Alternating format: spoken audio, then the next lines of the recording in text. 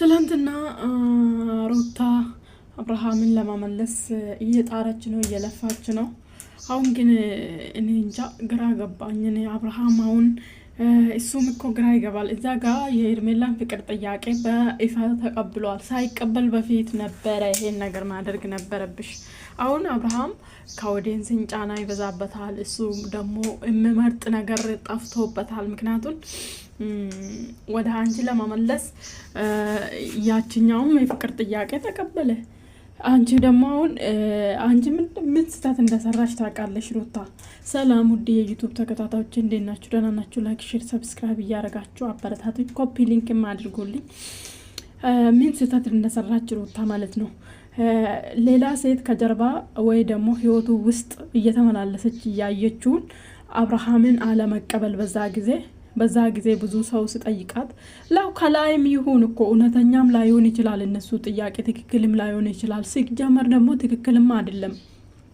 በዛ ጊዜ ጨክና ራሷን አሸንፋ አብርሃም ተቀብላ ባትፈልግ ራሱ ማለት ተቀብላ ሄርሜላን ከህይወቱ መንቅራ ነበረ። እንደዛ ማድረግ ነበረባት። ግን ሩታ ትልቅ ስህተት ሰራች።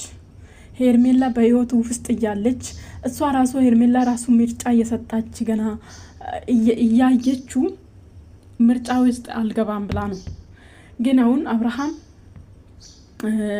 ለመመለስም እሱ ይቸገራል ማለት ነው። እዛ ጋ ሄርሜላን ተቀበላት፣ እዚህ ጋር አንቺ ደግሞ ልትመልሲ ትፈልጋለሽ። እንደዚህ ደግሞ በቃ እንደዚህ እሱ ምን ይሰማል? እኔ ተፈላጊ ነኝ የሚል ይሰማል ማለት ነው። ስለዚህ እኔ አብርሃም ሄርሜላን በህይወቱ እያለች ሩታን በህይወቱ እያለች ከአንዱ ጋር መኖር አይችልም። እውነቴን ነው የምነግራችሁ። ከሴቶቹ በላይ ተጨንቆ ምኖር አብርሃም ይመስለኛል። ምክንያቱም እዚህ ጋር ሚስቱ አለች፣ ምንም ብትሆን የልጁ እናት ነች። ብዙ ነገር አብሮ ያሳለፉ ብዙ ነገር ሩታን ከተዋት ደግሞ ብዙ ነገር እንደሚበላሽበት አብርሃም ያቃል ማለት ነው። የሚጨነቁ ባለፈው ተጨንቃለሁ እኔ እየተጨነቁ ነው በብዙ መንገድ ምለ ስራው ራሱ ጠፋበታል። ሩታ ከሌለች ማለት ነው። እሷ ነች እዛም ወርዳ እዛም ወታ ተሳድባ ምንም አርጋ ሌላ ተንኮልም ሰርታ ለአብርሃም ቻናል የምታንቀሳቅሰው ሩታ ነች። ያቺኛ ደግሞ እንደዛ ማድረግ አትችልም። ለራሷ ነው የምትሰራ። ብትሰራ ራሱ ለራሷ ነው የምትሰራ። አታውቅም፣ አትችልም። ስራውን አታውቅም ያችኛው ማለት ነው። ምንም ከስራ ላይ አክቲቭ አይደለችም። በቃ ብዙ ባህሪ የላትም ማለት ነው። ለመተወንም ብዙ ባህሪ የላትም።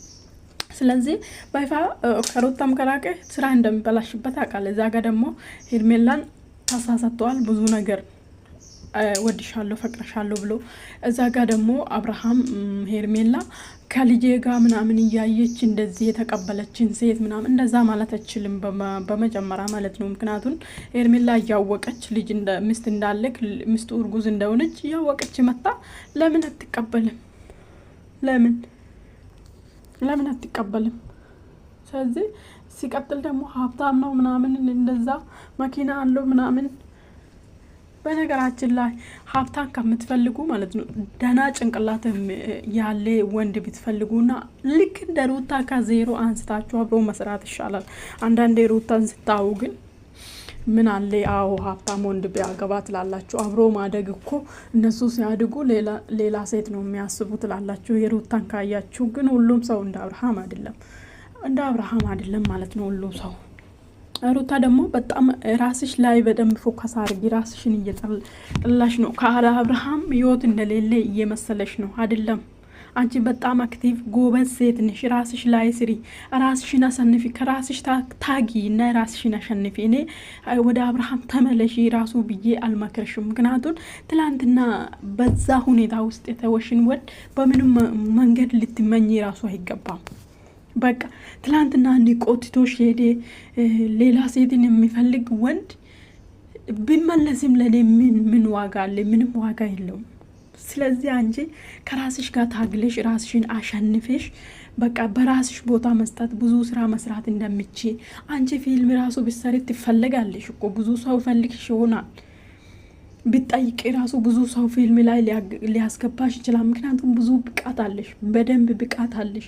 ስለዚህ አሁን አንቺ ማድረግ ያለብሽ ሰው እንደዚህ አርጊ ሰው ነው እንደዛ እያረገሽ ያየሆነን እንደዚህ አርጊ እንደዚህ ውጪ እንደዚህ ግቢ ይሄን ነገር ወስኝና ራስሽ ላይ ፎከስ አድርጊና ሩታ ትላንትና ምን አጥፍታ አለፈች፣ ነገ ምን ትፈልጋለች፣ ዛሬስ ምን ማድረግ አለበት እያልሽ ከራስሽ ጋር ታገይ። በቃ የሰውን እንትን ምናምን ማዳምጭና እንደዛ አርጊ እንጂ ሁል ጊዜ አንቺ አልቅሰሽ አብርሃምን መለመን በሚዲያ መለመን ምንድን ነው?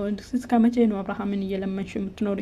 ምክንያቱም እንደዚህ አክቲቭ የሆን ጎበዝ ሴት መሆንሽን እያወቅሽ ለምንድን ነው ወንድ የምትለምኝ? ቆንጆ ነሽ፣ ገና ልጅ ነሽ፣ 23 ዓመት ማለት ገና ልጅ ነሽ፣ ገና ወጣት የሀያኛው የመጀመሪያ እድሜ።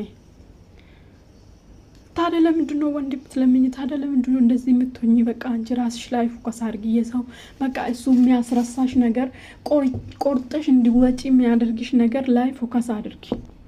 ይሄ ነው ማሰብ ያለብሽ፣ ይሄ ነው ማድረግ አለብሽ አንቺ እንጂ ሁልጊዜ አብርሃምን ለምነሽ መኖር